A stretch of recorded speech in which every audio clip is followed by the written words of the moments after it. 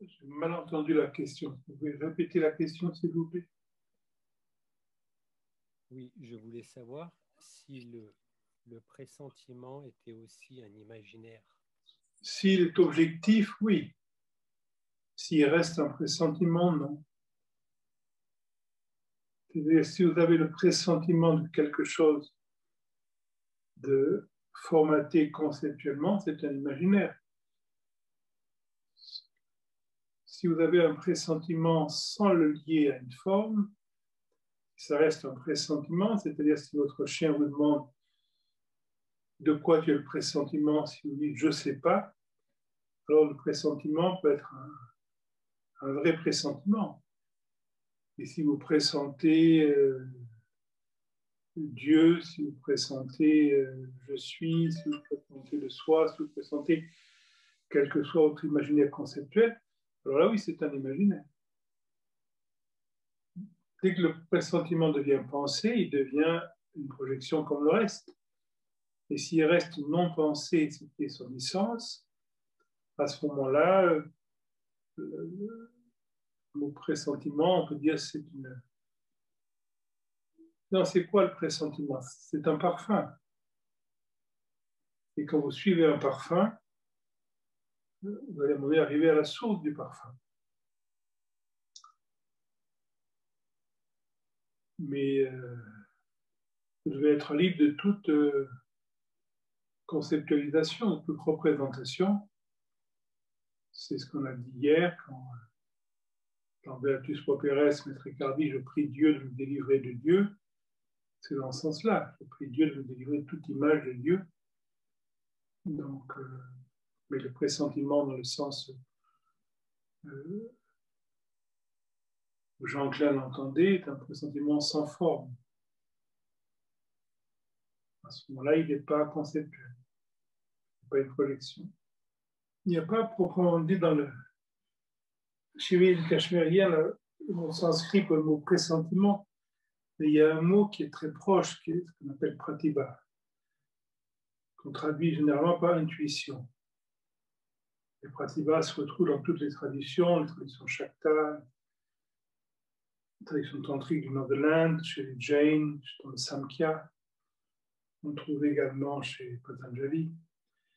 Mais le grand pandit Gopinath Karivaj, qui j'ai beaucoup parlé dans les années 70 en Inde, disait que Pratibha était libre de toute représentation. C'est une intuition dont on ne sait pas ce dont on a l'intuition. Il disait si on sait ce dont on a l'intuition, ce n'est pas une vraie intuition. Ensuite, l'intuition peut se concrétiser, comme pour un voyant, va concrétiser son intuition de manière objective, c'est son métier.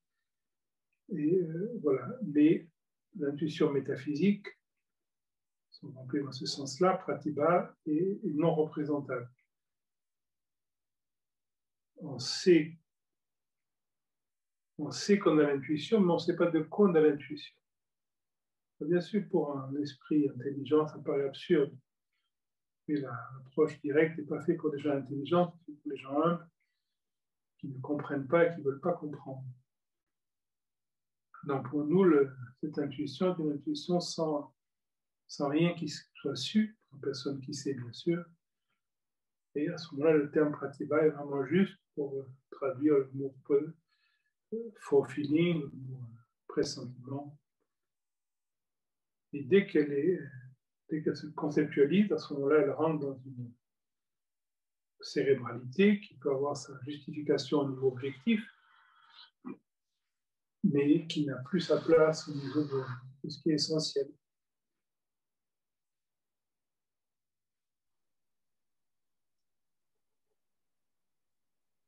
S'il vous plaît, Eric, à propos de cette intuition, est-ce qu'on peut dire qu'elle émane de la source et que est-ce que un geste pur, une pensée pure ne peuvent pas aussi émerger directement de la source, ça passe par une intuition forcément? Vous savez, il n'y a rien qui émerge de la source. toute la source, c'est notre représentation causale qui fait croire que les choses viennent de quelque part. C'est une représentation, il n'y a pas de source non plus. D'ailleurs, la totalité est omniprésente et c'est nous qui nous représentons une source d'où surgiraient des choses. Mais c'est une valeur poétique, mais c'est de la poésie. Et l'intuition, c'est un peu la même chose. L'intuition ne vient pas de l'essentialité, mais c'est notre perception spatio-temporelle de cette essentialité. Il n'y a nulle part une causalité, il n'y a nulle part une relation d'essence et de manifestation. C'est des représentations un peu infantiles qui font partie de la philosophie et qui n'ont aucun sens au niveau de l'approche directe. Donc, bien sûr,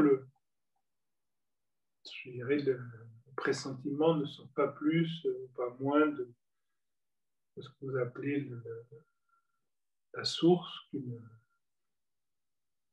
voiture rouge ou qu'un chat vert. Toute perception a son origine dans cette essentialité. Et plus que ça, toute perception n'est autre que cette essentialité dans notre transposition cérébrale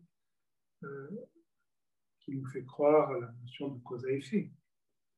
Attention de ne pas rentrer dans cette espèce de religiosité d'une source de laquelle jaillirait la manifestation. Ça, c'est des représentations analogiques, symboliques, romantiques, poétiques, mais c'est des représentations. Et c'est difficile pour nous notre cerveau ne nous permet pas de penser autrement qu'en termes de cause à effet, qu'en termes d'origine et de prolongation. Donc, bien sûr, notre langage étant fait par la sensorialité, bien sûr, notre pensée est constamment redistribuée à travers ces principes, et je dois vraiment voir que ça, c'est une...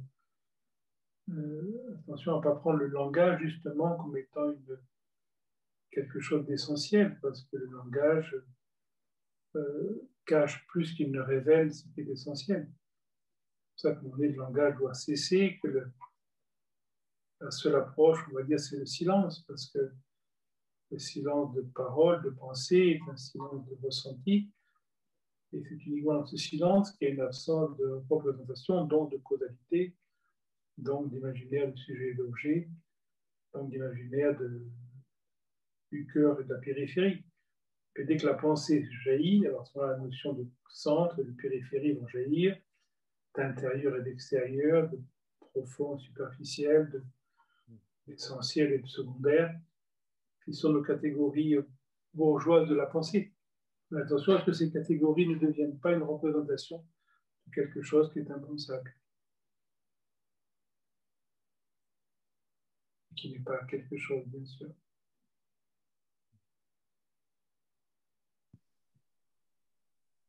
Eric, la représentation de Shiva Shakti, c'est aussi une manière un peu maladroite de dire les choses, mais ça peut pointer vers autre chose que la représentation, que cette manière un peu carrée. Ou alors c'est encore une manière un peu maladroite de refaire le même histoire du centre, la périphérie, du principe et de sa représentation. Ou est-ce qu'on peut, avec ces deux mots-là, aller vers autre chose, ou bien on est pris par ça? Vous savez, ces deux mots-là ont des sens tellement différents dans les écoles. Quand vous étudiez les Shaktas, les tantras du Bengale, les Shivaïs du Cachemire, les tantras des Nath, le Samkhya. Shiva Shakti, ce n'est pas une chose qui est définie, ça dépend pour qui. Pour les Shaktas, la Shakti piétine Shiva, ça veut dire que la déesse est au-delà de Shiva. Pour les Shivaïstes, la Shakti qui piétine Shiva veut dire qu'elle tient son origine de Shiva, c'est Shiva qui en est la source, et elle en est une expression manifestée, mais il y a 10 000 autres sens pour les... voilà, donc chaque école va utiliser certains aspects de cette iconographie, quand on se sert de cette iconographie qui existe dans le Shivaïs du Cachemire, mais qui est On va beaucoup plus, dans le Shiva du Cachemire, parler de Tripura Sundari, parler de Kumjika, parler de Para, Apara et Parapara, des trois déesses du Cachemire. Voilà, mais ça existe aussi dans certains textes, bien sûr, mais encore une fois, chaque école va avoir son décodage de ce texte. C'est un peu, je me rappelle quand je vivais dans l'Himalaya il y a 100 000 ans, à l'époque, je passais beaucoup de temps chez des marchands on appelle des banalingam, ces pierres rondes qu'on trouve qu'on trouve dans la Narmada. Et donc, j'ai passé beaucoup de temps chez ces gens-là, j'avais une famille qui faisait que ça. Et les prêtres des temples venaient avec des bourgeois qui finançaient les temples, et donc les prêtres venaient choisir le lingam qui allait être au centre du temple. Et c'était intéressant parce que, voilà, c'est un lingam, mais chaque prêtre le voyait à sa manière. Moi, je posais chaque fois des questions, qu'est-ce que c'était? Et par exemple, il y avait donc ces lingams gris-vert, et puis certains avaient des taches. Une fois, quand il y avait 2 taches, le prêtre me disait c'est Shiva Shakti. Quand il y avait 3 taches, le prêtre me disait c'est les 3 gunas. Quand les taches étaient un peu n'importe comment, le prêtre me disait c'est les règles de la déesse. Pourquoi pas? Tout est juste. C'est un peu si vous achetez des shaligrammes en Inde qui sont la forme non anthropomorphique de Vishnu. Je me rappelle, sur la forme de la shalagramme, on vous dit voilà, c'est un Ganapati saligramme, c'est un Surya saligramme, c'est un Saradhati saligramme, parce qu'il y a une petite. Voilà, chaque fois, il y a l'imaginaire est sans limite. C'est pareil, si on a un chrétien qui est le sang de la croix, puis il y a de nombreuses interprétations. Qu'est-ce qui est sans limite? C'est l'imaginaire humain. Et qu'est-ce qui est encore plus sans limite? C'est l'inreprésentable. Mon Shiva Shakti est une des multiples formes qu'on se sert en Inde. Elle n'est pas primordiale, il y a d'autres formes. Voilà, mais c'est une forme qui est très respectable. Et elle n'est pas définie. Les mots dans l'approche indienne changent de sens dans les époques, dans les régions, dans les contextes. Quand le mot pratibha, dont on parlait, le mot intuition, dans le Samkhya, il a un sens un peu différent qu'au Cachemire, chez les grammairiens, chez les Bhartiari, il y a un autre sens, etc. Et le mot chamatkar, qui est le mot qui représente l'extase, la révélation, mais il a un sens chez Abhinav Gupta, mais chez Baladeva, il a un autre sens un peu plus restrictif, et puis chez Bhartiari, il a encore un autre sens au VIe siècle. Donc, voilà, chacun va ajouter, on va dire, des éléments pédagogiques qui jamais encore une fois, explicites, parce qu'on ne peut pas comprendre, mais chacun, selon sa verve poétique, va amener des éléments. Et donc, Shiva Shakti, quand vous regardez les peintures Kangra du XVIIe siècle, du XVIIIe siècle, du Himachal Pradesh, voilà, il y a toujours une représentation de Shiva Shakti qui est cette forme. Au Bengale, à la même époque, il y a d'autres formes. Vous avez plus la Kali qui tient la langue debout sur Shiva. Mais au Moyen-Âge, au Cachemire, vous allez plus avoir la forme de Bhairava, et c'est la parole, c'est le son qui est la Shakti. Il y a par exemple une représentation très importante du musée des cultures du monde à Barcelone, qui représente la Shakti avec tous les vagues, avec toutes les paroles, tous les bija mantras, les lettres d'origine du sanskrit, écrites pour montrer que la déesse, c'est le son, c'est la parole. La vraie représentation de la déesse, c'est la sonorité. Mais la vraie sonorité, c'est Spanda, qui est une non-sonorité, qui est le son non frappé. Anahata, le son non frappé. Donc, c'est sans limite. C'est pour ça que vous ne limitez pas une forme quand vous lisez un texte, essayez de voir sous quelle forme ça a été pris, parce qu'il y a tas de formes. C'est un peu comme Si vous dites est-ce que Bhairava a la forme ultime, mais dans Travuka, Abhinavagupta donne 17 ou 18 différentes étymologies du mot Bhairava. Au Népal, on a un autre sens. Au Maharashtra, on va trouver d'autres éléments.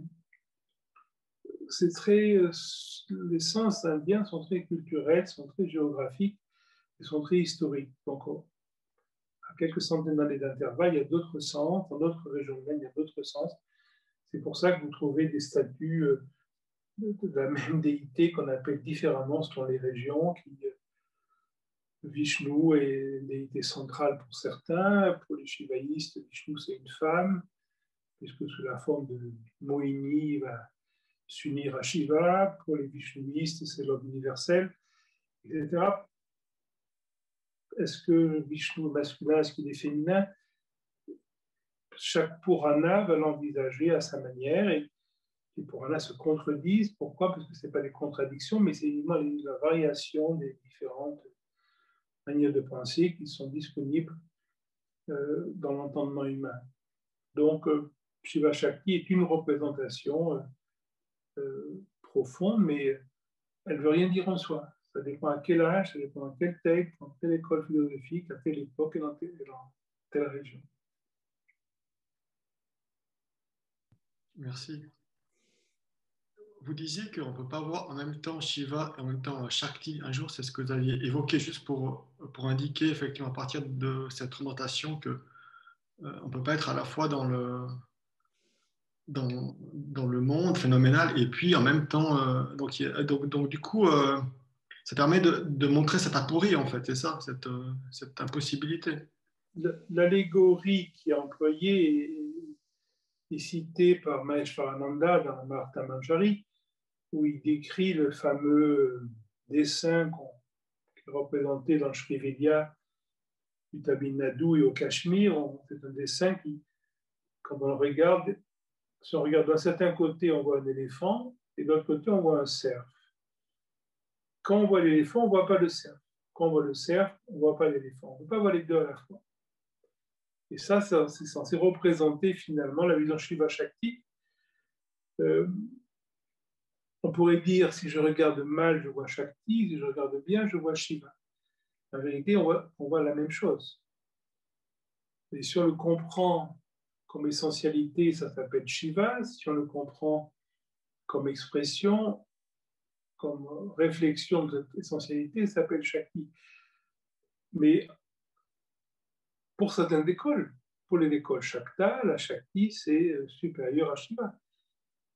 Shiva, c'est le moteur immobile, la Shakti, c'est la révélation, etc. Donc Vimarsa, pour eux, est supérieur à Prakasha. C'est encore une fois, tous ces concepts ont une valeur pour amener une forme d'apaisement mental et pour que le mental se rende compte que quoi qu'on pense, c'est à côté. L'essentiel est non pensable, non représentable, non verbalisable, non expérimentable. Donc, tant qu'on n'a pas compris la voie négative, c'est que toute positivité, toute représentation est une forme d'éloignement. Ces éléments ont une valeur pour stimuler la pensée, pour que la pensée devienne ordonnée, pour que la pensée devienne tranquille. C'est un peu comme si vous avez des problèmes avec le monde moderne, si vous ne comprenez pas la société moderne, si vous vous posez des questions, qu'est-ce que c'est ce monde, la société, vous lisez René Guénon et ça va vous calmer. Mais ce n'est pas une explication, c'est pour calmer le mental quand on veut de l'énergie se disperse plus dans des sujets futiles. Voilà, donc on va vous donner, René Guénon va vous donner une représentation du monde qui est assez intelligente, et elle n'est pas vraie.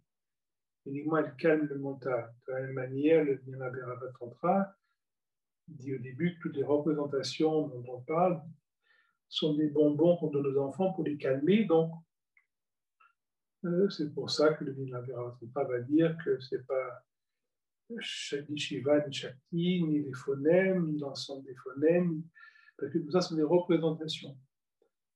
Donc, attention de ne pas s'enfermer dedans. Par contre, chaque représentation a sa beauté, a sa justesse, a sa et selon le texte, selon l'école philosophique, selon l'époque et selon la région, a été travaillé d'une certaine manière. Mais aucune de ces représentations n'a pouvoir être la totalité, sauf si on comprend que chaque fragment est la totalité. C'est pour ça, quand vous lisez la Devi Upanishad ou la Ganapati Upanishad, ça va vous expliquer que toutes les fonctions de Ganapati et chaque déité pour l'Inde traditionnelle représente la totalité. Krishna, ce n'est pas un avatar de Vishnu, c'est aussi un avatar de Vishnu, mais Krishna, c'est la conscience absolue. Ganesh, c'est aussi le fils de Parvati, et non pas de Shiva, comme beaucoup de gens le croient, mais c'est aussi l'absolu. Donc, toutes les représentations sont simultanément fragmentaires et totales. Et il n'y a pas de contradiction. Nous, dans notre esprit occidental, on se pose la question, alors est-ce que c'est la totalité ou est-ce que c'est une fraction? Non, c'est les deux.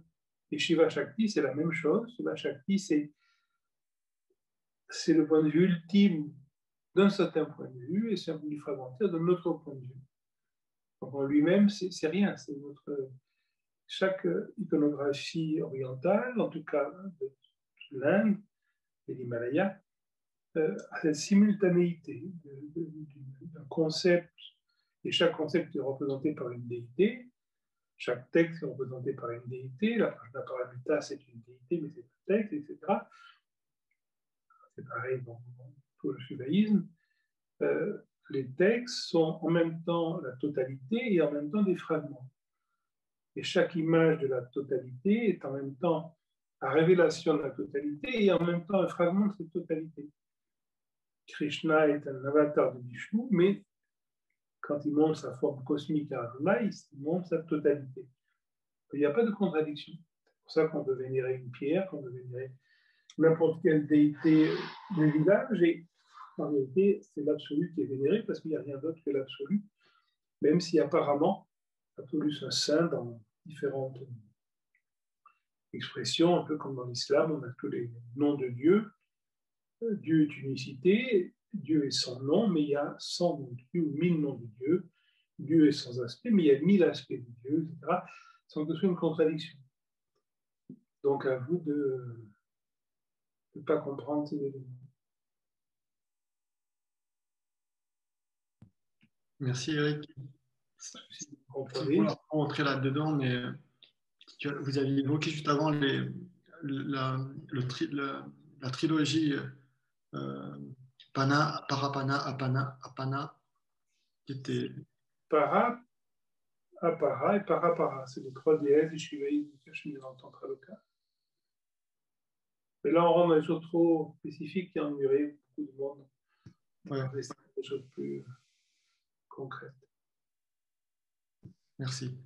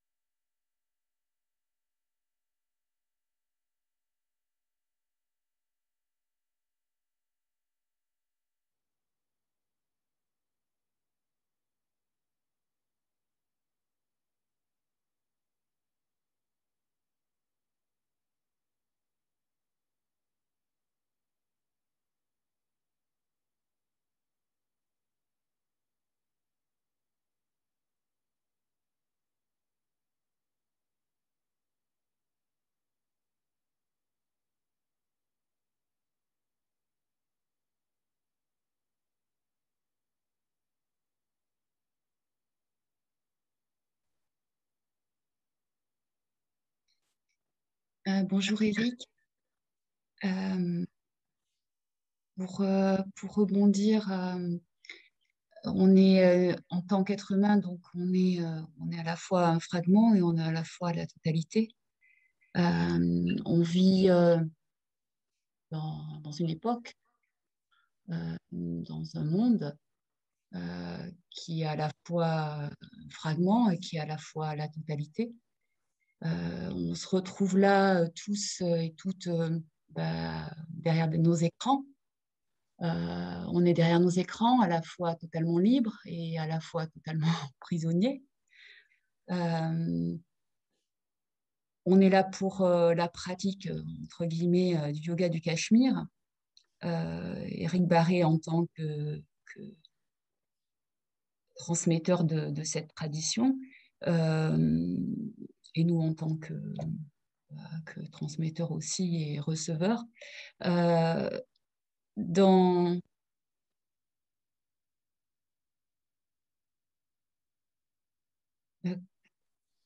qu'est-ce que en cette époque, en ce moment, comment voyez-vous cette tradition cachemirienne? Qu'est-ce qu'on fait avec ça?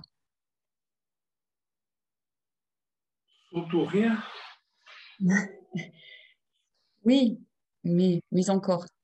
C'est pas, vous savez, une tradition n'est pas là pour sécuriser. Nous, ici, on utilise certains fragments de cette tradition, mais les vrais spécialistes de cette tradition rigoleraient de ce qu'ils entendent ici, parce qu'on prend toutes les libertés possibles, dans le sens où ce que transmettait Jean Klein n'était pas lié à une tradition. Le mot Shriven du Cachemire, c'est un peu une expression qu'on a décidé d'employer il y a un certain nombre d'années uniquement parce que, à un moment donné, j'ai eu pas mal d'amis qui sont mis à transmettre ce qu'on a exploré ensemble. Et quand ils arrivaient dans leur centre de yoga, on leur demandait alors quel yoga vous enseignez. C'était pas le yoga d'Iyengar, c'était pas le Yin yoga, c'était pas ceci, c'était pas cela. Donc, comme ils me demandaient mais qu'est-ce qu'on peut dire, on ne voulait pas personnaliser les choses, on n'a pas appelé ça le yoga de Jean Klein parce que ça n'aurait pas été. Jean Klein n'aurait pas apprécié qu'on formule comme ça, donc il fallait dire quelque chose. Donc je leur ai dit, écoutez, dites que c'est le yoga du Cachemire. Voilà, c'est pas faux dans le sens que Jean Klein a appris avec un maître cachemérien dans le sud de l'Inde. C'est pas faux parce que une partie des bases techniques se trouve cachée dans le Vijnana Tantra. C'est pas faux parce que de nombreux aspects conceptuels se trouvent dans le Tantra Loka, dans le Paramarthasara, dans le Malini Jayatara Tantra, dans les grands textes du Cachemire, mais c'est quand même une exagération. Donc, c'est uniquement pas pour une simplification, pour les esprits un peu simplistes qui avaient besoin qu'on leur dise qu'est-ce que c'est que le yoga. Alors, c'est le yoga du Cachemire, parce que c'est vrai que ça ne vient pas du Bengale, ça ne vient pas du Maharashtra, ça ne vient pas du Punjab, ça ne vient pas du Kerala, ça vient plutôt du Cachemire, mais comme au Cachemire, ce yoga n'existe plus depuis des centaines d'années, il y avait quelques intellectuels, mais ils ont été chassés il y a une trentaine d'années. Il n'y a plus de tradition là-bas. Il y a un représentant encore, mais qui est un peu conceptuel. Même les textes n'existaient pas. C'est qu'au début du siècle que le Sanskrit Series de Srinagar a réédité les textes. C'est la seule bibliothèque qui contenait les textes à brûler. Les sympathiques moudjahidines pakistanais l'ont brûlé il y a un certain nombre d'années. Donc on n'a même plus. De nombreux textes ont disparu. Et c'est uniquement au Népal maintenant. Mon ami Mamnikovski va tous les 2 mois à Katmandou parce que le Népal, c'est un climat très sec et donc les textes ont beaucoup mieux survécu au Népal, surtout qu'il n'a pas été envahi par les musulmans pendant 600 ans, ni occupé par les Anglais ensuite. Et donc, on retrouve les textes un peu au Népal et un peu dans le Tamil Nadu, l'école Sri Vidya. Donc, nous, je dirais que c'est vraiment annexe. Moi, je ne suis pas un représentant, donc je ne connais pas la langue. Il faudrait, pour enseigner M. du Cachemire, honnêtement, il faudrait parler sanskrit couramment. Si on ne parle pas sanskrit, on doit se taire. On n'a pas le droit de dire qu'on enseigne M. du Cachemire parce qu'une tradition est basée sur une langue. Et le sanskrit spécifique du Cachemire fait partie de cette tradition. Donc, si on ne connaît pas le sanskrit admirablement bien, comme Boris Majanovich, comme Bettina Bomer, comme Mark Minkowski, comme Duguni Kodal, comme Alexandre Gerson, on ne peut pas se dire représentant de toute cette tradition. C'est une escroquerie, quelqu'un qui le dirait. Par contre, ce qu'on peut dire, c'est qu'on enseigne, on transmet des éléments qui ont été reformatés par Jean Klein dans l'esprit européen, parce que les images qu'on a au Cachemire, au Moyen-Âge, sont peu utilisables pédagogiquement de nos jours. Et donc, Jean Klein a reformaté un certain nombre d'éléments de cette tradition pour la rendre fonctionnelle. Mais moi, je n'ai pas de résonance spécifique avec le Shivaïsme du Cachemire. Et encore une fois, pour connaître une tradition, il faut connaître la langue. C'est un peu comme quelqu'un qui voulait parler de l'islam sans parler arabe. Pour moi, ce n'est pas sérieux. Quelqu'un qui voulait parler de Rumi sans parler persan, ce n'est pas sérieux. Et quelqu'un qui parle de Lao Tse sans parler chinois, c'est encore moins sérieux. Ce qui veut pas dire qu'on va être touché des fois par une traduction, mais on peut en aucun cas dire en représentant de cette tradition. Une tradition est basée sur une langue, c'est très important. Un chrétien qui ne connaît pas le latin, ou le grec ou l'araméen, pour moi, a peu d'autorité sur le sujet. Donc voilà, donc ne vous inquiétez pas de cette formulation. Beaucoup plus important que le Shivaïsme du Cachemire est le fait de la manière d'interroger la vie qu'a transmis Jean Klein, la manière d'interroger son fonctionnement. Alors bien sûr, tout ça est parallèle, mais je pense que si Abhidhamma-Gupta ou Somananda étaient là de nos jours, ils trouveraient un peu étrange, c'est un sujet de notre discussion, parce que voilà, l'esprit est différent maintenant, et voilà, donc nous on parle de choses beaucoup plus triviales, mais on est dans un monde de trivialité, donc il faut s'adapter à ce monde. Donc on peut garder ce pressentiment, pour employer un mot qu'on a utilisé dans notre entretien aujourd'hui, ce pressentiment profond. Et comment est-ce qu'on va véhiculer finalement les prémices de ce pressentiment dans la vie de tous les jours? Il faut que ce soit moderne, il faut que ce soit fonctionnel, il faut que ce soit comestible pour un monde qui vit dans un imaginaire. Dans un imaginaire d'époque, dans un imaginaire d'humanité, dans un imaginaire de société, dans un imaginaire de relations humaines, toutes ces choses d'extraordinaire superficialité, et qui néanmoins semblent conditionner la manière de penser de la plupart des gens. Donc, voilà, moi, je ne suis pas dépositaire d'une tradition kashmirienne que je ne connais pas, ne connaissant pas le sanskrit, je ne connais que les traductions, etc. Ça n'empêche pas d'avoir une sorte de résonance avec cette chose-là, et comme je peux l'avoir autant avec l'islam, d'Abdelkader ou d'Ibn Arabi. Donc, voilà, moi je pense qu'il faudrait éviter de prétendre enseigner cette tradition. En tout cas, ce n'est pas mon cas. Je n'ai pas la capacité de le faire, etc. Certaines personnes pensent le faire à tort ou à raison. Le imam Bikoski à Benares semble enseigner cette tradition à sa manière. Je pense que c'est une grande qualité et c'est assez différent de ce qu'on fait ici. Nous, c'est beaucoup plus un prétexte, dans le sens où finalement il n'y a pas d'enseignement, parce qu'il n'y a rien qui est à enseigner. Parce qu'on est essentiellement la clarté, n'a pas besoin d'être révélée, parce qu'elle est auto-révélante d'instant en instant. Pour des raisons incompréhensibles à l'esprit logique humain, on semble ne pas voir cette clarté.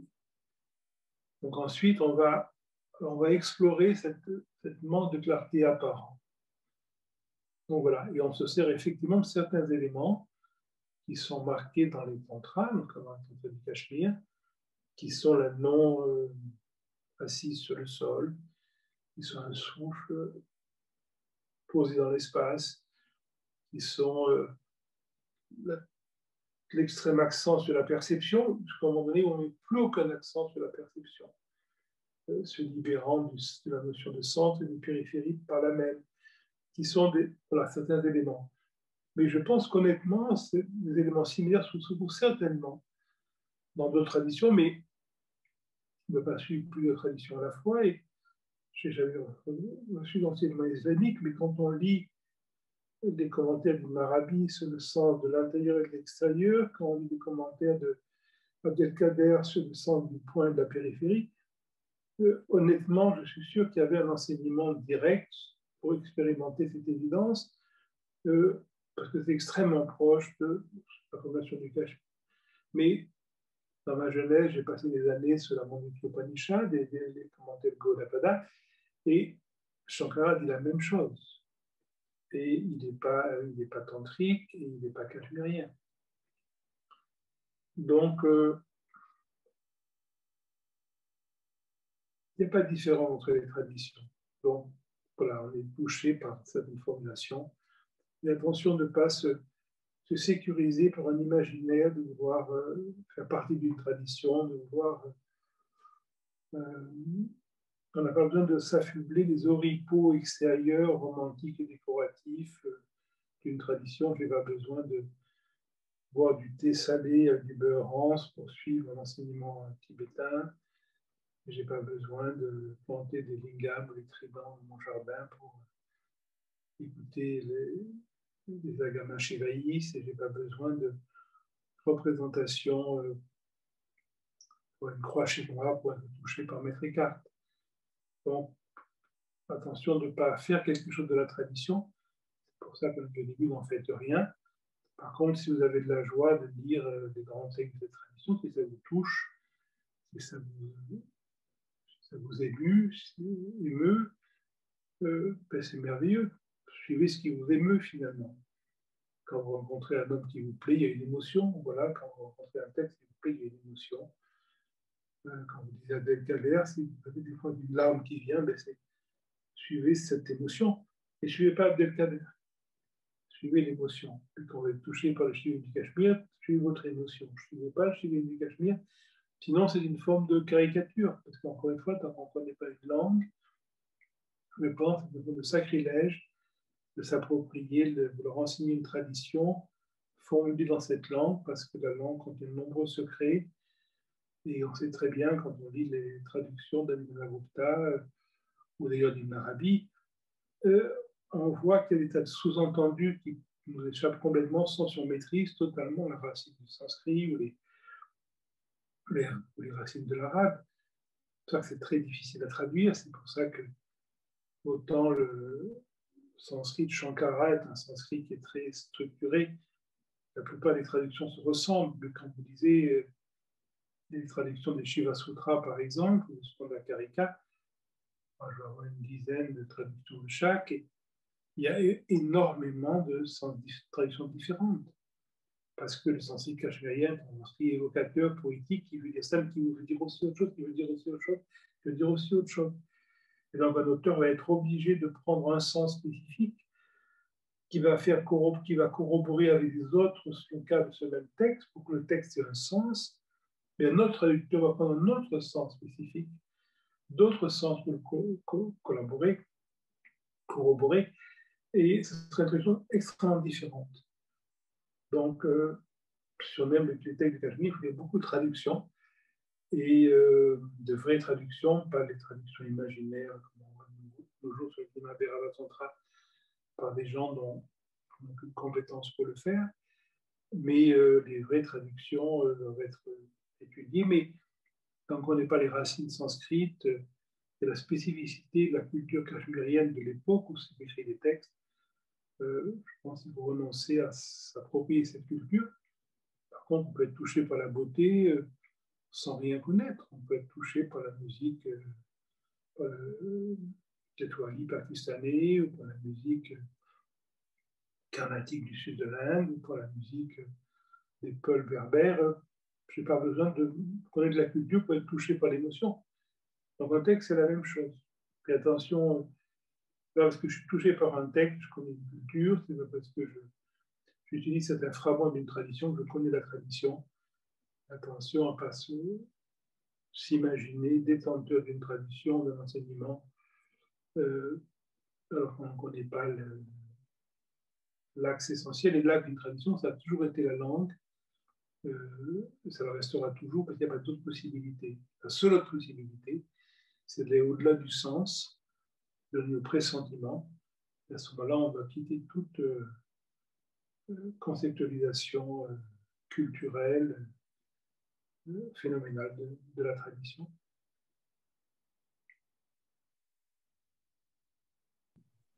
Eric, il n'y avait pas des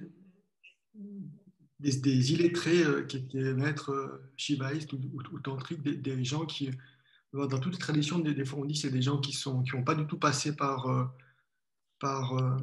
les études, mais qui détenaient effectivement aussi, qui étaient reconnus comme maîtres. Est-ce que cela, je ne sais pas, enfin je dis ça comme ça, mais... C'est plus fréquent dans l'islam que dans la tradition cachemirienne. Dans la tradition cachemirienne, on a la Leshwari, Lala, voilà, qui est une princesse qui n'a pas de culture structurelle, mais elle est annexe à la tradition cachemirienne. On a dans l'Inde classique, on a Ram Prasad, on a Kabir, on a des gens comme ça qui ne sont pas des lettrés. Mais dans la tradition cachemirienne, les maîtres qui ont laissé leur nom sont des maîtres qui ont écrit des textes, parce qu'à l'époque, la tradition est impersonnelle, donc personne n'oserait écrire ce qu'il pense. Donc en Inde, on écrit des textes qu'on ne signe pas généralement, qui sont toujours des commentaires. Quand Abhinavagupta écrit le Tantraloka, il dit que c'est une explication, une prolongation de Madhini Vijayatara Tantra, etc. Quand il est écrit Paramaರ್ಥasara, où il y a un ancien Paramaರ್ಥasara dont il se base. Donc finalement, aucun maître prétend innover, très rare. Donc les maîtres sont un peu tenus de reprendre les textes anciens qui vont chaque fois éclairer un peu de leurs commentaires plus récents, tout en faisant attention à jamais contredire les textes anciens. Mais ils en ouvrent, on va dire, une nouvelle porte, parce qu'on va toujours ouvrir une nouvelle porte dans un enseignement. Donc il y a certainement eu dans l'histoire du Cachemire des maîtres illettrés. Et d'abord, l'histoire du Cachemire se termine au XIIIe siècle, parce qu'après, on n'a plus vraiment de textes. Au XVIIe siècle, quelques traducteurs, mais qui sont très, très védantisés dans leur interprétation. Et après Abhinavagupta, 200 ans après Abhinavagupta, il y a l'islam conquérant détruit le Cachemire. Et il y a quelques époques, à l'époque d'Akbar, il y a un moment de respiration quand même, mais il n'y a plus de grands textes, donc on n'a plus d'historicité de maîtres qui enseignent cette tradition. Donc il y a eu peut-être des yogis illettrés qui enseignaient, pourquoi pas, vraisemblablement, mais c'est plus marqué dans l'islam. Quand vous lisez les rencontres, par exemple, qu'Ibn Arabi fait en Andalousie dans sa jeunesse, avant de devenir un grand maître, il rencontre des gens effectivement illettrés. Et dans l'islam, on sait très bien qu'on a les piliers de l'époque qui sont toujours des gens généralement illettrés, invisibles, qui représentent, qui sont les pôles du temps. Et Ibn Arabi est reconnu et se reconnaît lui-même égotique comme étant un pôle de l'époque. Ibn Arabi est un savant. Généralement, les pôles ne sont pas des savants, sont des gens humbles et invisibles. Et ça, c'est plutôt dans l'islam, parce que l'islam est une espèce de côté démocratique qu'a peu l'Inde traditionnel. Dans l'islam, quand un homme à cheval rencontre un homme à pied, c'est l'homme à cheval qui doit s'écarter parce qu'il est plus riche. Ça, c'est très islamique. C'est moins ça dans l'Inde traditionnelle. Jivaï Abhinavagupta s'inscrit quand même dans un ordre brahmanique. Ça lui a été beaucoup reproché par les intellectuels modernes. Donc, il s'inscrit dans un système très, très structuré. Donc, il y a certainement eu des gens, mais vous savez, ces histoires de gens illettrés, c'est un peu des mythes, c'est la lignée des 84 siddhas du bouddhisme tibétain, qui sont qui sont des mythes. Quand Louis Pas bloque le soleil pour pouvoir boire à la taverne, ben, il faut comprendre ce que ça veut dire profondément. Voilà. Alors bien sûr, les gens simples les prennent à la lettre, et après, les gens encore plus simples s'imaginent eux-mêmes être sous des sida, parce qu'ils s'assoient sur une peau de daim qui porte un trident à côté d'eux. Mais c'est des représentations, ça veut dire, c'est des allégories, ça veut dire quelque chose. Comme les pôles de l'époque, ça veut dire quelque chose, à chacun de comprendre essentiellement son propre niveau de la perception, quel est le sens réel de ces choses-là. Et il ne faut pas les prendre à la lettre. Donc, l'ignorant qui est un sage, c'est une image, ça veut dire quelque chose. Oui, ça veut dire qu'il faut renoncer à tout savoir comme sécurisation, mais le savoir comme fonctionnalité n'est pas un problème. Arabi a écrit 200 livres, Kapil Gupta a écrit toute sa vie, n'empêche pas leur liberté vis-à-vis d'eux-mêmes. Pareil pour Maître Eckhart. Et on est content qu'Abdelkader n'a fait que manier le sabre, mais qu'il ait également manié la plume, ce qui a permis l'extraordinaire livre des Haltes. Mais bien sûr, il a pu y avoir des grands sages qui n'ont aucune expression littéraire, aucune expression dont on a très très peu de textes. Ça fait partie, mais c'est plus islamique que shivaïste.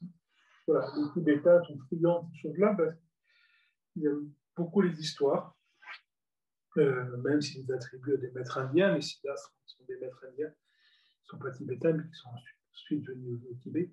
Et là, on rentre dans une espèce d'allégorie ou d'enfantillage qui doivent être décodés de manière métaphysique et non pas lus de manière structurelle. Donc, le Cachemire a peu de mémoire en dehors de l'Allah, quelques personnes comme ça, de maîtres illettrés. Et pourquoi finalement est-ce que d'être illettré serait plus que d'être un roi? Janaka était un roi sans pas empêcher sa liberté. Et au contraire, l'approche indienne, même indépendamment de l'approche cachemirienne, a toujours mis l'accent sur le fait que chacun devait rester à sa place. Je n'ai pas besoin de devenir un ascète, un sadhou. Je n'ai pas besoin d'abandonner le monde, j'ai besoin de réaliser qu'il n'y a pas de monde. Celui qui veut abandonner le monde, il croit encore un peu. Celui qui croit au monde n'a toujours pas compris. Donc, chacun reste où il est. Les policiers restent policiers, les gangsters, gangsters, les prostituées, prostituées, les pauvres, pauvres. Les boulangers restent boulangers, les savants restent savants, les yogis continuent à faire du yoga. Et ce qui est important, c'est se libérer de l'image de soi-même. Et ça, un yogi n'a pas plus de possibilités qu'un roi, qu'un proxénète ou qu'un banquier. C'est ça qui est important, c'est de voir que ce qu'on fait n'a aucune importance. Ensuite, chacun est un rouage dans la société. Si tout le monde était boulanger, la vie serait difficile. Si tout le monde était charcutier aussi, s'il n'y avait que des prostituées, il y aurait plus de clients. S'il n'y avait que des clients, il n'y aurait plus de prostituées. Donc, il faut bien, pour que la société fonctionne, qu'il y ait des rôles différents et chacun a son rôle à accomplir, comme quand Krishna demande à Arjuna de combattre, il lui demande de combattre parce que c'est un kshatriya, si c'était un cultivateur, on lui demanderait d'aller s'occuper de sa récolte, si c'était un potier, Krishna lui aurait demandé d'aller faire des pots. Comme c'est un kshatriya, Krishna lui demande de combattre. On n'a pas besoin de devenir un soldat pour comprendre. Mais quand Krishna parle à un soldat, il lui parle de combattre. Donc là, on n'a jamais mis l'accent sur le changement de forme, mais sur le changement intérieur. Donc c'est pour ça qu'on ne change pas de caste, parce que peu importe la caste où on est, ce qui est important, c'est de se libérer de toute caste, etc. Alors bien sûr, le yogi existe, le sadhu existe, mais c'est plutôt des temps dans une vie. On dit un sadhu généralement en fin de vie, si on suit les 4 âges de l'Inde traditionnelle. Il y en a qui le font plus tôt, il y en a qui sont plus rapides, plus malins. Et généralement, c'est l'ordre organique de la vie. On apprend, on travaille, on réduit ses besoins mondains et à la fin, on abandonne tout. C'est le cycle organique de la vie. Finalement, toute la structure de l'Inde traditionnelle, c'est une structuration conceptuelle de l'évidence de la vie.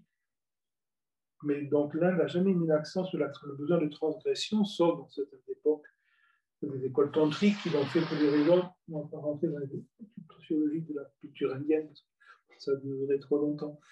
Mais dans l'islam, c'est plus marqué. C'est pour ça qu'Abdelkader est célébré, parce que justement, Abdelkader n'a pas eu à quitter l'épée pour devenir un saint homme. C'était un saint homme le matin, il était dans des moments d'extase, 2 heures du matin à 6 heures, à 7 heures, il sautait de son cheval, il avait coupé la tête des Français, et il n'y avait pas de différence. Et donc l'islam connaît justement cette non-différence entre l'action et la méditation, l'un et l'autre. Il y a un moment où on reflète finalement la clarté par l'oraison, par la méditation. Il y a d'autres moments où on reflète la clarté par le combat, puis c'est ça qui doit être accompli. C'était le cas d'Abdelkader, c'est le cas d'Arjuna, etc.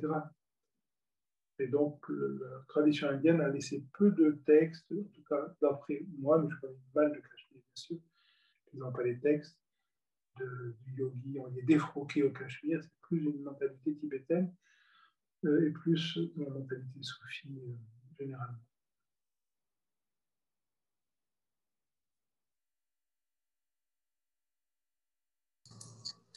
Oui, Eric, tu m'entends? Oui.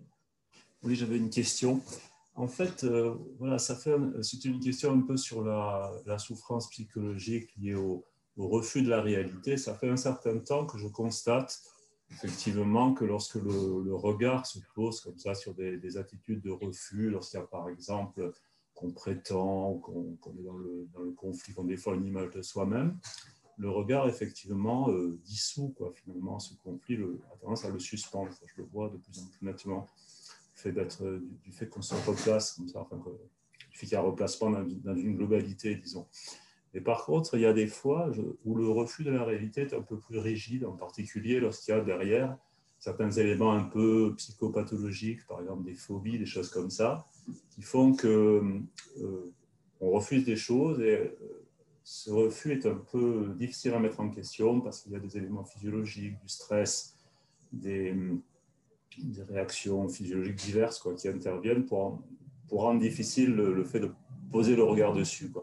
Alors, je voulais savoir si dans ce cas-là, l'écoute, disons, conservait sa place ou comment le rapport pouvait se faire entre l'écoute et ce qui, disons, et les refus où un aspect psychologique est en jeu. C'est ça ma question. Mais l'écoute n'est pas un moyen, l'écoute n'est pas une thérapie, l'écoute, c'est la réalité. Donc on ne vous demande pas de changer, on ne vous demande pas de transformer vos phobies. Vous avez vos phobies, vous allez les garder, vous allez mourir avec, tout va bien. Vos phobies ne sont pas un hasard, il y a une création divine, puis on a fait une petite erreur avec vous et vous avez des phobies. Non, non, ce n'est pas une erreur. Vos phobies sont aussi essentielles que la profondeur, que l'essentialité la plus profonde. Les phobies doivent être vues comme phobie, sans le mot. Pourquoi? Parce que c'est nécessaire. Des fois, quand on voit quelque chose, cette chose n'est plus nécessaire. Vous avez sûrement cru au Père Noël à une époque, et bien alors c'était plus nécessaire, vous n'y avez plus cru. Si vous y croyez encore, ce ne serait pas grave d'ailleurs. Il y en a qui croient toute leur vie au Père Noël, il y en a qui croient à la démocratie, il y en a qui croient à l'amour, il y en a qui croient...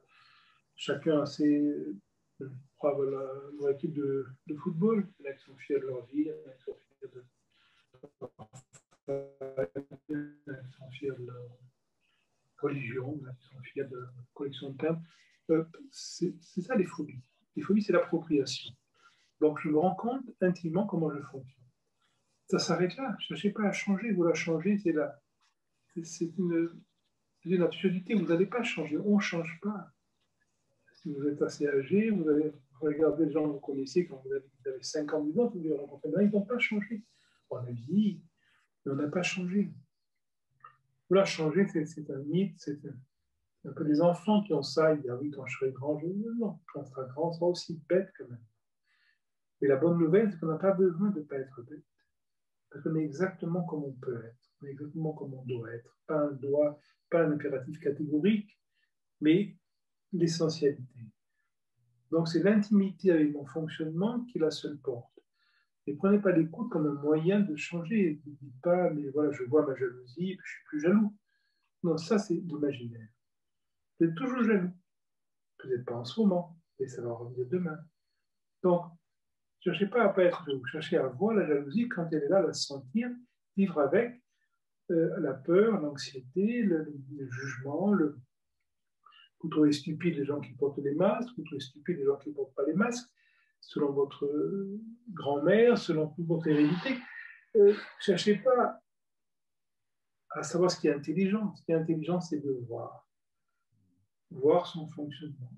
Malgré tout, lorsque l'inconfort rend la vision difficile, qu'est-ce que tu peux me dire dans ce cas-là?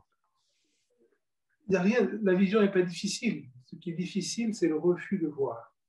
Donc, je dois devenir intime avec ce refus de voir. Personne ne vous dit que vous devez tout accepter. Si vous avez une petite amie, si on la coupe en morceaux devant vous ou un enfant, vous allez voir, il y a peu de gens qui vont l'accepter. Et personne ne vous dit que vous devez l'accepter.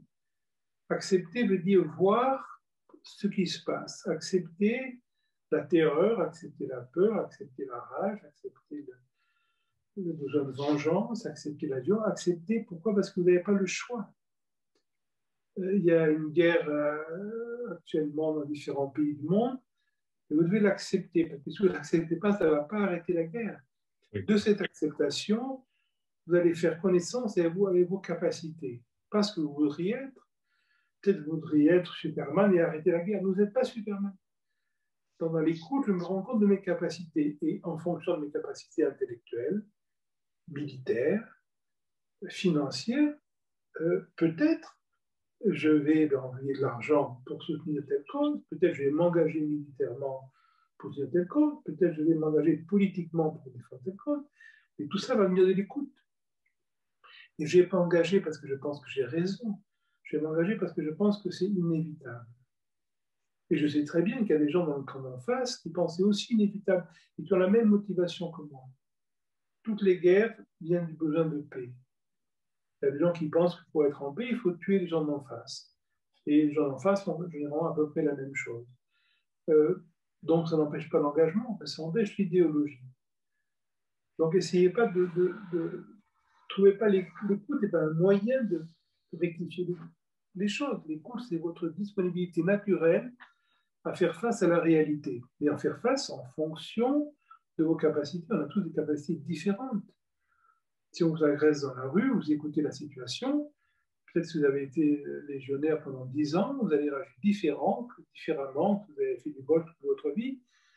Et peut-être que vous avez fait du golf, mais il vaut mieux vous laisser violer tranquillement et donner votre argent que vous faire égorger. Peut-être si vous avez été un entraînement légionnaire, c'est d'autres personnes que vous allez égorger. L'écoute me donne ma capacité personnelle de faire face à la situation sans justification. Moi, je ne sais pas ce qui est bien ou non. Peut-être celui qui veut me voler en a vraiment besoin. Peut-être c'est moi qui me défendant par, je vais peut-être le tuer par accident. Et qu'est-ce qui est juste? Je ne sais pas ce qui est juste. Je ne sais pas qui va vivre ou mourir. Je ne sais pas ce qui est moral et amoral. Je ne sais pas si c'est moi qui dois avoir cet argent ou celui qui veut me voler. Je n'ai pas de révélation divine là-dessus. Donc, on fait ce qu'on peut. Des fois, on vous demande votre argent, vous le donnez. Des fois, on vous le demande, vous ne le donnez pas. L'écoute, c'est simplement d'écouter. Et dans cette écoute, vous allez trouver une fonctionnalité qui va faire que votre action va être sans regret. Vous n'allez pas vous en vouloir. Pourquoi? Parce que vous avez fait ce qui était ce qui se présentait. C'est exactement quand on voit un chat qui saute sur un oiseau. Et des fois, vous donnez un coup de pied dans le nez du chat, l'oiseau s'échappe. L'oiseau pense que c'est très sympathique, et des fois, vous ne faites rien. Et le chat pense que c'est très sympathique, et voilà. Qu'est-ce qui est plus juste? Que l'oiseau puisse s'échapper et être dévoré plein de petits vers, qui aurait été très content que l'oiseau ne soit pas là, ou que le chat mange l'oiseau. Je ne sais pas ce qui est juste.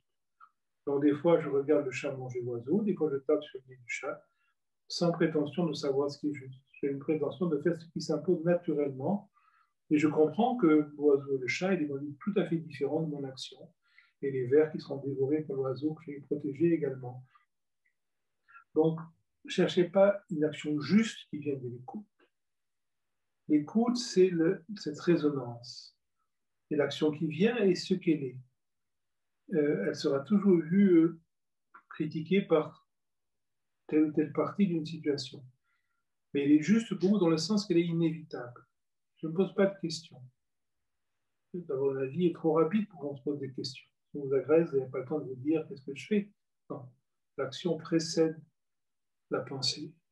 Ça, c'est la base des tas de combat, c'est la base de tous les arts profonds. La base des arts profonds, c'est d'abdiquer la pensée pour que l'action jaillisse de la non-pensée. C'est vrai qu'on fait de l'escalade, c'est vrai qu'on fait du combat, c'est vrai qu'on fait n'importe quoi. L'action juive vient de la non-pensée. On l'écoute, va vous donner cette intensité de cet espace non-pensé dans lequel l'action va agir. Mais ne cherchez pas une transformation de vos phobies. Si vous voulez vous transformer vos phobies, vous voulez un thérapeute. Peut-être ça peut marcher. Peut-être que ça va faire les transformer ailleurs. Mais des fois, c'est justifié. Si vous avez peur du chat noir et vous vivez dans un quartier infesté de chats noirs, allez voir un thérapeute. Vous aurez peut-être peur du chat blanc, mais s'il n'y en a pas, c'est fonctionnel. Nous, on ne s'occupe pas de nos phobies. On vit avec. Chacun a ses phobies. Si ce n'est pas là, il suffit d'aller un peu plus loin pour en trouver une chez quelqu'un. Mais il n'y a pas besoin de changer ça. Je peux être heureux avec mes phobies, mais je ne veux pas être heureux tant que je pense que je devrais être différent. Donc la grande transformation, c'est l'acceptation. Pas l'acceptation pour être différent, l'acceptation de ce que je suis dans l'instant, quelles qu'en soient les limites, quelle qu'en soit la mièvrerie, quelle qu'en soit la stupidité, quelle qu'en soit la lâcheté, quelle qu'en soit la faiblesse, ces qualificatifs que l'environnement peut surimposer, avec justesse de son point de vue, sans aucun sens du mien, parce que moi je n'ai pas de point de vue. Je comprends que le plus fort me trouve faible, mais que le plus faible me trouve fort. Moi, je n'ai pas de point de vue sur moi-même, donc l'opinion de l'environnement est toujours juste pour lui-même. Donc l'écoute est cet espace dans lequel il y a cette vision. Mais attendez pas un changement. Des fois, il y a un changement, mais c'est la vie qui change. N'attendez pas l'écoute comme un moteur de transformation, mais comme un moteur d'acceptation profonde de votre fonctionnement. Donc, ce qui vous met en rage, acceptez-le, pas moralement, pas dire je dois l'accepter, mais acceptez-le, sentez-le. Voilà, votre chien vous demande comment tu sais que tu es en rage, et vous dites je le sens. Voilà. Donc, sentez votre rage des fois, sentez votre condamnation, sentez la peur, sentez ce qui vous met en question. Laissez-vous faire. Et au plus vous allez vous laisser faire sensoriellement, au plus il y a une espèce de spatialité qui va se faire entre vous et la pathologie. Et à un moment donné, la pathologie ne sera plus une pathologie, elle sera ce que vous êtes, ça fait partie de vos caractéristiques. Vous avez un son de voix, vous avez une odeur, vous avez une coloration de la peau, vous avez également telle ou telle pathologie psychologique, c'est la même chose. Heureusement que vous êtes comme ça, parce que vous participez à l'équilibre mondial de la vie par ces pathologies, qui n'en sont pas, c'est ce que c'est. On appelle ça une pathologie parce qu'on ne voit pas l'ensemble, mais une pathologie, c'est un aspect non compris de l'ensemble. Si on voyait mieux l'ensemble, on verrait qu'il n'y a pas de pathologie. Et donc, le souci de lever la pathologie ne peut jamais avoir une dimension fonctionnelle, parce qu'on peut aussi le légitimer comme ça, aussi, avoir un souci d'adaptation, de meilleure adaptation à l'environnement. Vous devez aussi accepter le souci de la volonté de lever la pathologie. Si c'est ça qui vous habite, il faut l'accepter aussi. Ah, d'accord. Comment vous savez que vous devez l'accepter? Parce que c'est là, tout ce qui est là, il faut l'accepter. Pas de manière intellectuelle, mais il faut vivre avec. Sentez en vous ce besoin de changer, sentez en vous ce besoin de vous transformer. Faites rien avec, et une clarification va se faire par le simple fait de vivre joyeusement avec ce besoin de changer. C'est pas grave de vouloir changer. Mais à un moment donné, ce qui va changer, c'est ce besoin qui va s'éliminer. Il s'élimine quand on le reconnaît, quand on le sent. Et si je veux m'empêcher de changer, c'est un sac sans fond. Très bien. Merci beaucoup.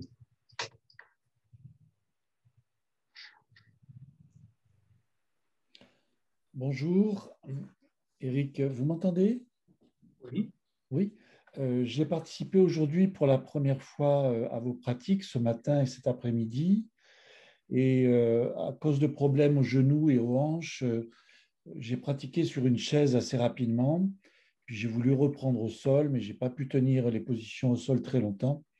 De De même, cet après-midi, je n'ai pas pu tenir très longtemps la position debout, la tête inversée. Et à chaque séance, j'ai ressenti beaucoup de fatigue et j'ai dû me coucher, même dormir au bout d'une demi-heure. Tout ça vous amène de voir qu'un art ne peut pas s'enseigner indirectement. Un art demande un contact direct. Donc, si ce genre d'approche vous intéresse, il faut que vous trouviez des gens qui ne soient pas trop loin de chez vous, avec qui vous allez pouvoir explorer, parce que vous avez totalement raison. Ce qu'on fait est complètement non pédagogique, parce que ce qui est bien pour l'un n'est pas pour l'autre. Et le yoga s'enseigne seul. Et il faut trouver quelqu'un qui va vous regarder, qui va faire le tour de votre corps, qui va vous poser des questions, qui va écouter votre expiration, qui va voir comment vous tenez et qui va ensuite vous formater une séance technique pour arriver à vous aider à mieux découvrir ces éléments.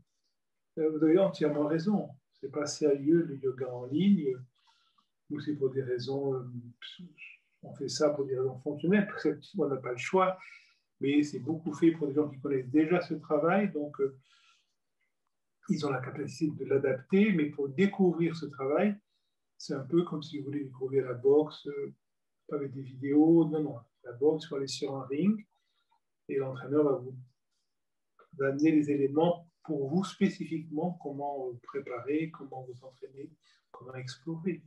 Donc, on ne peut pas apprendre un art comme ça. Par contre, si on a déjà fréquenté cet art directement, mais des fois, une réunion comme on vous dit permet de... Voilà, on va amener certains petits éléments et si vous avez tous les autres éléments, vous allez pouvoir les intégrer. Si vous ne les avez pas, ce n'est pas possible. Non, ça veut dire que vous êtes vraiment à l'écoute. Votre observation est entièrement juste. Voilà. Par contre, peut-être au niveau de la discussion, il y a des éléments qui sont plus intégrables pour vous. Au niveau de la pratique, vous avez entièrement raison. Alors, si jamais vous deviez revenir à ce genre de moment, ce qui n'est pas forcément conseillé, ne faites que ce qui est très facile. Et au début, ce n'est pas facile parce qu'au début, on ne sent pas beaucoup le corps, mais le corps va se manifester. Donc, travailler moins loin, moins longtemps, transposer les choses, plier les genoux, mettez-vous sur une chaise, absolument. On peut très bien être sur une chaise, se pencher en avant, aller un peu en arrière, dresser un peu les bras, tourner un peu à droite, un peu à gauche.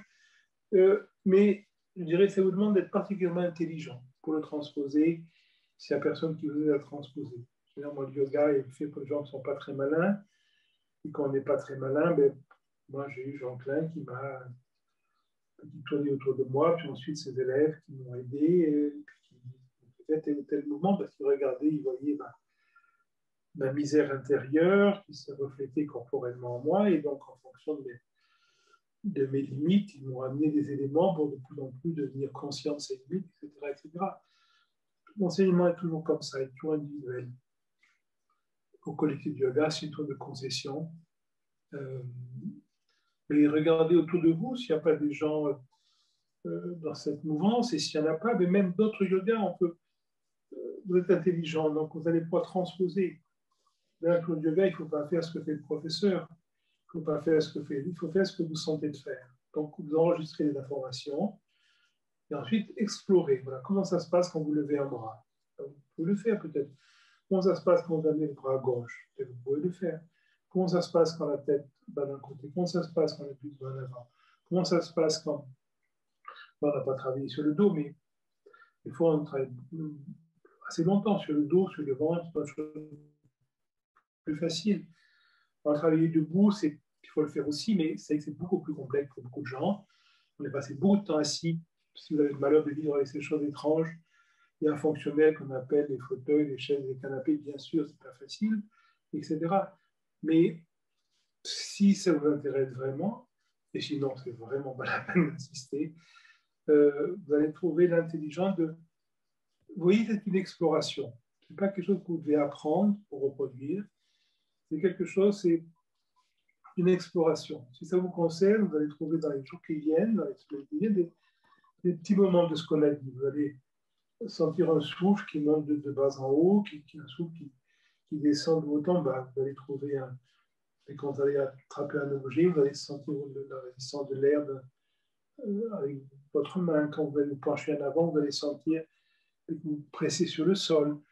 Vous allez remarquer la différence quand vous penchez en avant en rentrant la sangle abdominale, en tenant le ventre, en lâchant le ventre. Vous avez fait des petites explorations et finalement, le yoga, au début, c'est que cet enregistrement des paramètres de la vie. Qu'est-ce qui se passe quand vous mettez la main sur la poignée de votre porte? Qu'est-ce qui se passe quand vous caressez votre chat? Qu'est-ce qui se passe quand vous touchez le genou de votre maîtresse? Qu'est-ce qui se passe quand vous regardez un enfant qui se fait écraser? Qu'est-ce qui se passe quand vous regardez des images d'informations de guerre dans tel ou tel pays? Qu'est-ce qui se passe quand vous voyez quelqu'un qui est vraiment antipathique à la télévision? Comment ça se passe en vous? Quand il y a la rancœur, quand il y a la haine, quand il y a la jalousie, quand il y a la tristesse, quand il y a la souffrance, quand il y a l'amertume, quand il y a le regret. C'est ça le yoga, c'est de se familiariser avec ces éléments-là. Dans l'approche corporelle, c'est un tout petit fragment qui est là finalement pour développer votre capacité de sentir. Parce que si on vous dit de sentir un bras qui bouge, un bras qui va à droite, un bras qui va à gauche, ça n'a aucun intérêt ce que fait un bras. Par contre, ce qui est intéressant, c'est la prochaine fois votre femme va vous dire ceci ou cela, et vous allez vous sentir triste ou heurté ou meurtri ou en rage, et vous allez sentir ce qui se passe dans votre corps, comme vous avez senti le mouvement d'épaule. Donc nous, on apprend à sentir le corps pour ensuite mieux être disponible de toutes les émotions dans la vie de tous les jours. Et c'est cette prise de conscience de ces émotions, c'est cet acknowledgement, cette reconnaissance de tout ce fonctionnement intérieur qui est l'entrée finalement dans ce qui nous intéresse. Au début, on écoute des choses, on écoute des sensations, on écoute des émotions. Et à un moment donné, on va écouter l'écoute et l'écoute de l'écoute. Mais notre objectif, c'est l'apport de l'essentialité. Donc, oubliez tout ce qu'on a fait, oubliez tout ce qu'on a dit. Si ça vous concerne, ça vous reviendra d'une manière originale, à votre manière, et vous trouverez il n'y a pas de hasard dans la vie, vous trouverez les résonances pour continuer cette exploration. Et si rien ne vous revient, vous n'avez rien perdu. Ça veut dire que d'autres éléments seront dans votre vie pour vous amener à ce qui est essentiel. On ne manque jamais rien.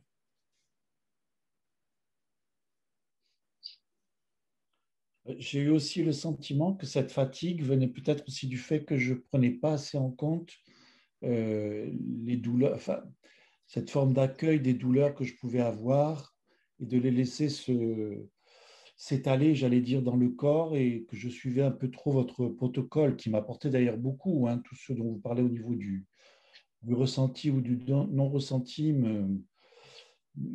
enfin, voilà, était vécu. Il y avait quelque chose qui se passait avec ça, mais en même temps, voilà, il y avait cette histoire encore. Bien sûr, et vous avez entièrement raison.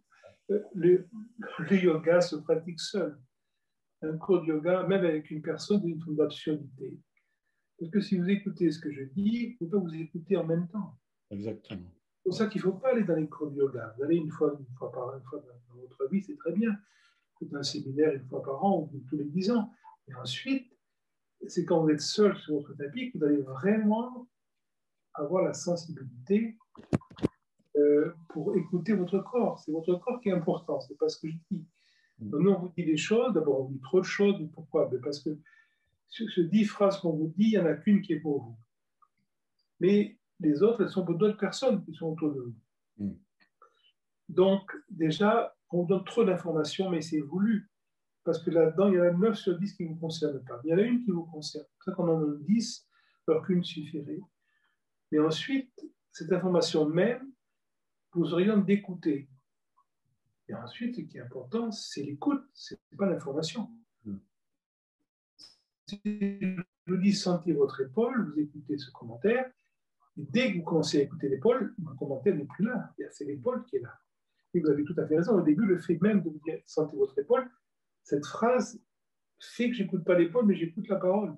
Donc, heureusement, cette parole va cesser incessamment, et vous allez voir éventuellement que la prochaine fois que votre épaule va se manifester, vous allez pouvoir écouter l'épaule à votre propre rythme, à votre propre manière, à votre propre sensibilité. Le yoga, c'est un art solitaire. Ce n'est pas un art convivial. Les gens conviviales ne sont pas faits pour le yoga.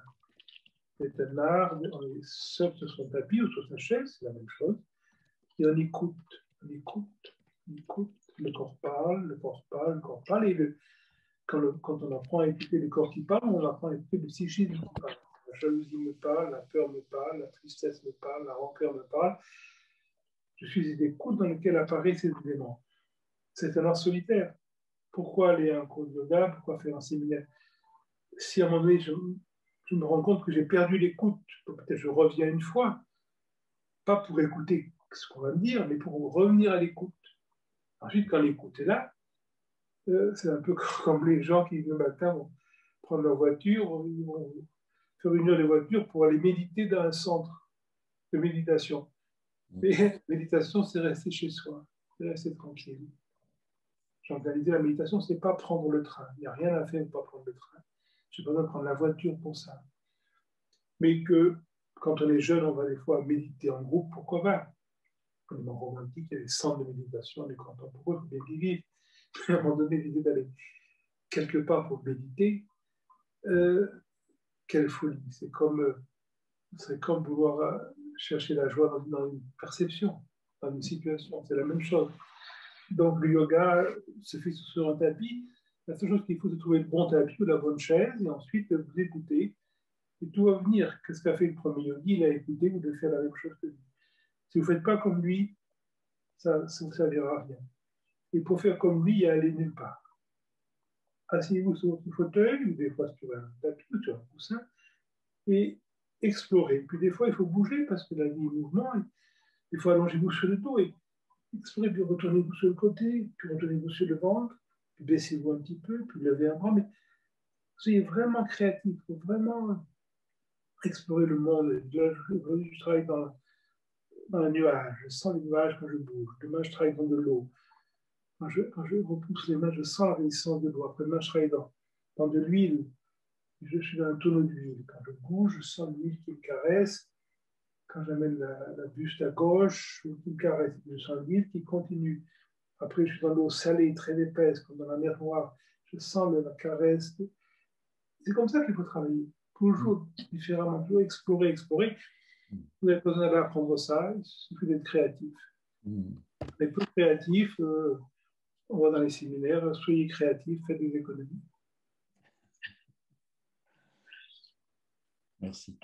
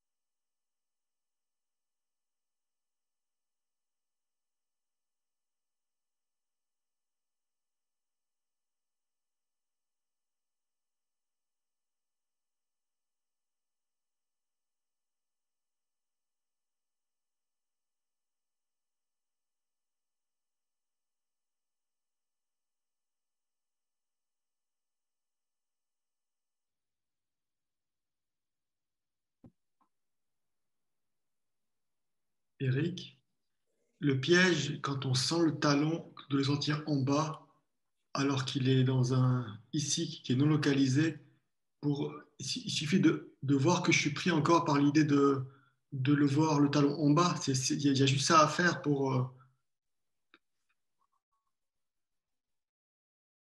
Se voir qu'on se pense qu'on est en haut, le problème, c'est pas que le talon soit en bas, le problème, c'est de se croire en haut. Donc, je dois voir ça de manière intuitive, pas de manière raisonnée. J'ai le besoin de se situer quelque part. Et donc, le monde commence de ce quelque part, c'est moi, puis il y a le monde. Et donc, dans tous les conflits viennent de cet imaginaire-là. Moi et mon pied. Le nez est devant moi, la nuque est derrière moi. L'oreille gauche est à ma gauche, l'oreille droite est à ma droite. Où je suis? C'est comme un stupide. Le pied n'est pas en bas, la tête n'est pas en haut. Vous faites un pas sur la tête, vous n'êtes pas à l'envers. Le corps est à l'envers. Le corps est allongé, le corps est dans telle position, mais vous êtes toujours le même. Donc c'est une représentation. Et comme toute représentation, elle est inutile. Donc elle empêche la sensibilité fonctionnelle et en plus, physiologiquement, de toute manière, mais bien sûr, on sent son cerveau. On ne sent pas le pied. Si on stimule la zone du cerveau du pied, c'est où vous allez sentir votre pied. Ce n'est pas le pied que vous sentez, c'est le cerveau. Donc c'est une imagerie. Et voilà. N'y pensez pas trop, parce que sinon ça devient de nouveau quelque chose de représentation. Et simplement, quand vous faites des pauses, vous voyez, des fois, il y a ce schéma voilà, de la géographie du corps. Voilà. Et c'est très important de la mettre en question parce que le point de la périphérie, c'est le cœur de toute tradition spirituelle.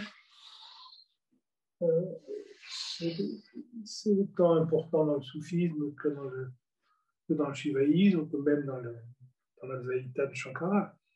Donc, cette notion de point de périphérie, c'est pour la comprendre, on ne peut pas la comprendre. Il faut la vivre, mais pour la vivre, il ne faut pas la penser. Donc, attention de ne pas essayer de résoudre par la pensée cet élément qui peut être uniquement intuitif. Ensuite, vous avez une pensée brillante comme René Guénon, vous pouvez mettre les choses dessus, comme Abdelkader, bien sûr, mais ça c'est après. Mais ce qui est important, c'est cette intuition directe dans laquelle vous voyez vraiment géographiquement la non-différence. Il faut le voir. On voit que le point, c'est une circonférence. La circonférence, c'est un point. C'est uniquement l'espace-temps qui nous fait nommer l'un et nommer l'autre. Et on dit, il n'y a pas de différence.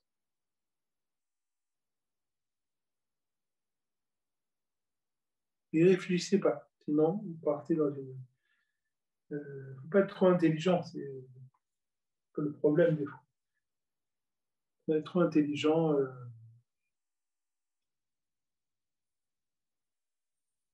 c'est le silence qui est important. On voit des moments où vous renoncez à penser l'impensable. Dans la pensée, on va toujours trouver des superfuges pour se sécuriser.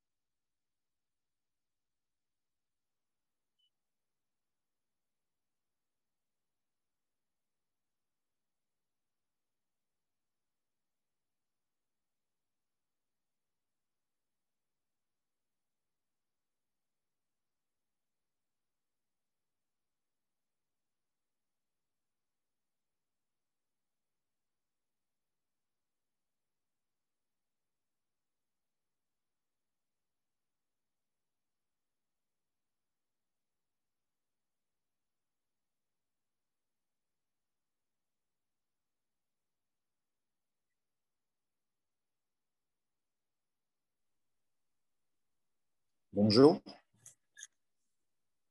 Vous utilisez souvent la phrase « explorer l'attention ».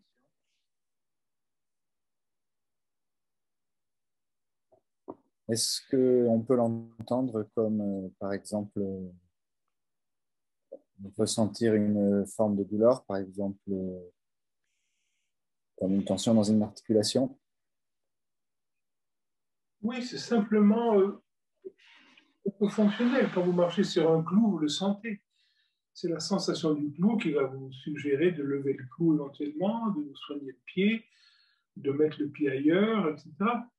Donc, c'est simplement être fonctionnel. Quand vous avez une tension dans l'articulation, il faut écouter.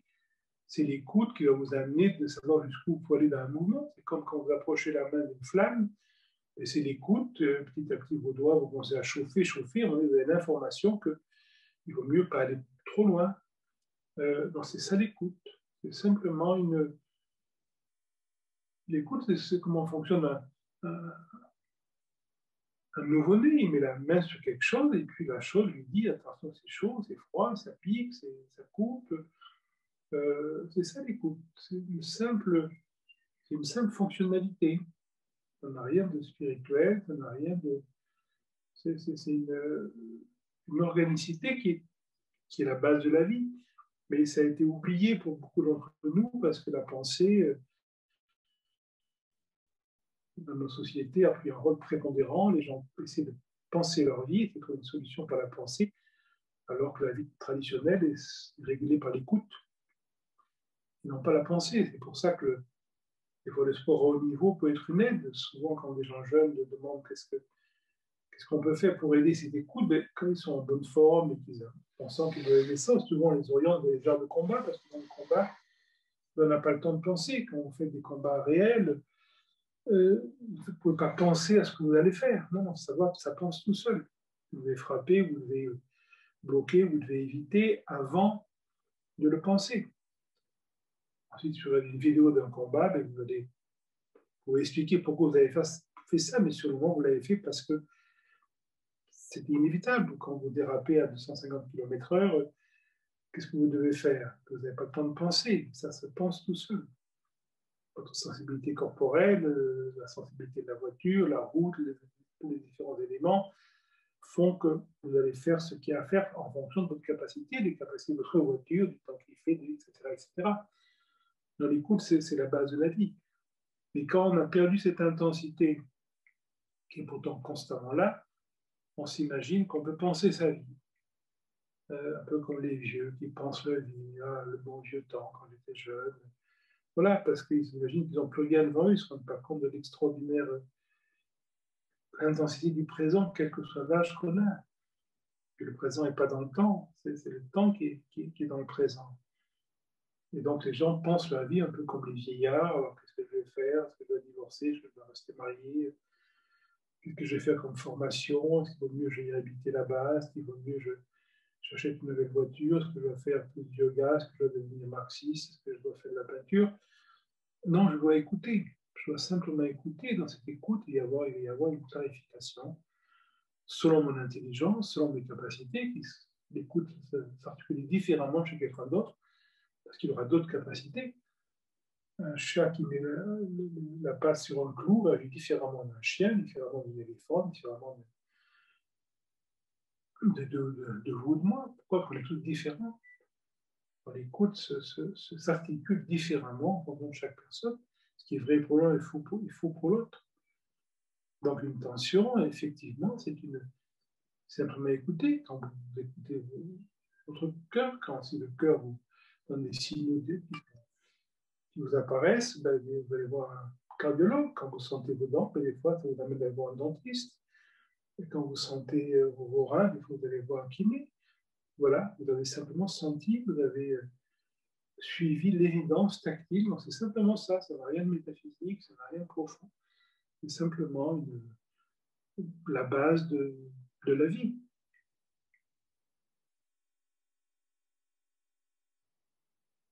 Quand vous vous sentez mal après un repas, vous écoutez, vous tirez des conclusions que cette alimentation peut-être ne vous convient pas. C'est ça l'écoute aussi. Ce n'est pas un choix, ce n'est pas une décision, c'est simplement c'est la vie. Vous ouvrez la fenêtre, vous voyez le temps qu'il fait, vous mettez un manteau, vous ne mettez pas de manteau. C'est ça l'écoute. Et c'est ce qu'il y a de plus profond. Abhidharma Gupta, dans le Tantraloka, on parle justement cette adaptation, cette essentialité de vivre. Il donne comme exemple les animaux qui vivent justement en fonction de cette écoute, sans le savoir. L'animal est toujours, il écoute sa faim, il écoute sa capacité. Si un animal qui court trop vite, il ne court pas après, parce que ce n'est pas la peine. L'animal ne se bat pas par ego, il se bat par nécessité, par fonctionnalité.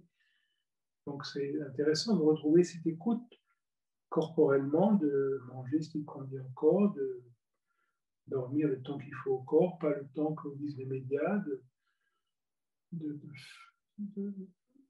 vivre en fonction de la réalité corporelle. Et ensuite, l'écoute peut vous amener à une plus grande profondeur dans d'autres domaines aussi.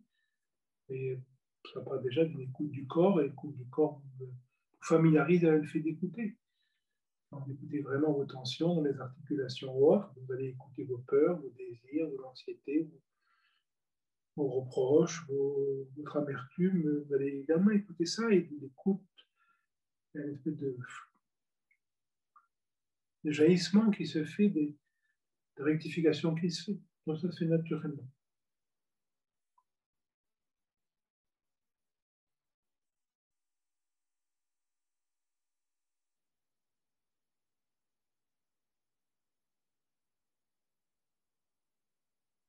Donc c'est l'heure de se quitter si ça veut dire quelque chose. Merci d'être venus. Ceux qui ne reviennent pas, vous ne perdez rien à ne pas revenir. Et ceux qui reviennent, ce n'est pas grave non plus. Dans tous les cas, il faut oublier ce qu'on a fait, ce qu'on a dit. Et si ces choses nous concernent, ça revient naturellement dans la vie. Surtout pas s'approprier quoi que ce soit. Passez une bonne soirée.